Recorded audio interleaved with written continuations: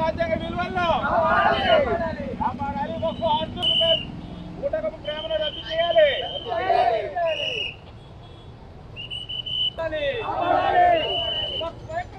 కాపాడాలి.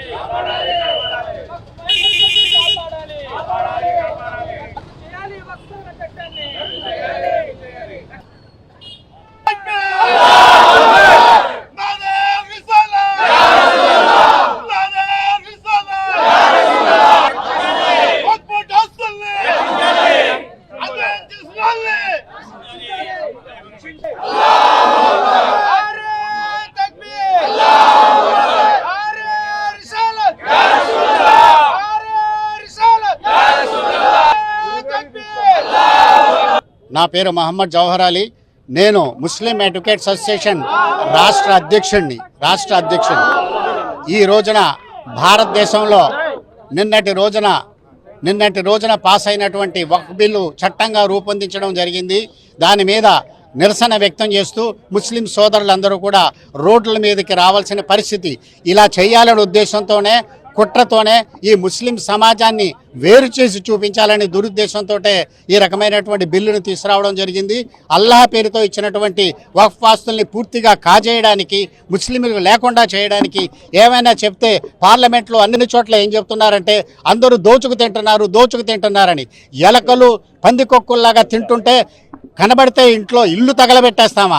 అదేవిధంగా వాళ్ళు ముస్లింలకు ఏదో సేవ చేస్తామని చెప్పి పూర్తి వక్ఫ్ యాక్ట్ పూర్తిగా దాన్ని నాశనం చేసి 44 సవరణలతో ముస్లింల ఉనికి భారతదేశంలో లేకుండా చేస్తున్నారు. చాలా దురదృష్టకరమైన విషయం ఏమిటంటే భారతదేశంలో ఉన్నటువంటి లౌకికవాదులందరూ కూడా ఏకం అవ్వకుండా వారందరూ ద్రోహం చేశారు.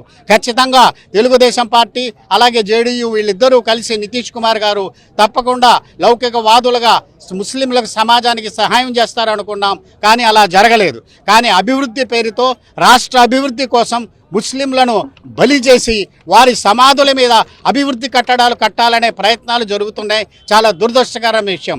ఏదేమైనప్పటికీ ఈ చట్టం కనుక చట్టంగా రూపుదాలిస్తే, వక్ఫ్ బిల్లు మీద చట్టంగా వస్తే దాన్ని తప్పకుండా మేము న్యాయస్థానాల్లో ప్రశ్నిస్తాం.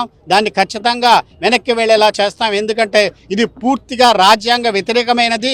దీనివల్ల ఇది కనుక అమలైతే ఈ దేశంలో శాంతి భద్రతలకు పూర్తిగా విఘాతం కలుగుతుంది, చాలా ప్రమాదకరంగా వస్తుంది, మత సామరస్యం లేకుండా పోతుంది. కాబట్టి ఖచ్చితంగా ప్రతి ఒక్కరు, ఒక ముస్లిం అని కాదు, ప్రతి ఒక్కరు భారతీయుడు అందరూ కూడా ఈ చట్టాన్ని నిరసించవలసిన అవసరం తప్పగా ఉండదని ఈ విషయం తెలియజేస్తున్నాను. మొయినుద్దీన్, జయరామారాపేట మక్కా మస్జిద్ సెక్రటరీ. నేను ఈ వ్యతిరేక చట్టం గురించి పెద్దలందరూ మాట్లాడారు. ఇప్పుడు వక్ఫ్ బోర్డు వ్యతిరేక చట్టం గురించి ఒక్కసారి ఇండియా గేట్ దగ్గరికి వెళ్ళి అక్కడ అమరుల పేర్లలో ఎంతమంది ముస్లింల పేర్లు ఉన్నాయో ఒక్కసారి చూడమనండి. పర్సంటేజ్ ఎవరిది ఎక్కువ ఉందో చూస్తే తెలుస్తుంది.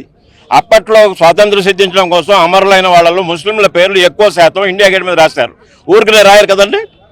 అలాగే వేల కోట్లు దోచేసిన వాళ్ళల్లో ఎవరు ఉన్నారో ఒక్క ముస్లిం పేరు చూపించమనండి. ఎవరినన్నా ఒక్క ముస్లిం పేరు చూపిస్తే మేము ముస్లింలు మాట్లాడకుండా వెనక్కి వెళ్ళిపోతాం. అలాంటి చట్టాలు చేయడం, ఇలాంటి దొంగ చట్టాలు, నల్ల చట్టాలు చేయడం ఈ ప్రభుత్వంగా చెల్లింది. కానీ దీనికోసం మేము రోడ్ల మీదకి వచ్చాం. ఈరోజు ఇందాక జవహర్ అలీ గారు చెప్పినట్టు రేపు సుప్రీంకోర్టుకి, హైకోర్టుకి, మిగతా కోర్టుల్లో కూడా వెళ్ళి పోరాడి మా హక్కులు మేము పరిరక్షించుకుంటామని మీ అందరి ఎదురుగా నేను శపథం చేస్తున్నాను.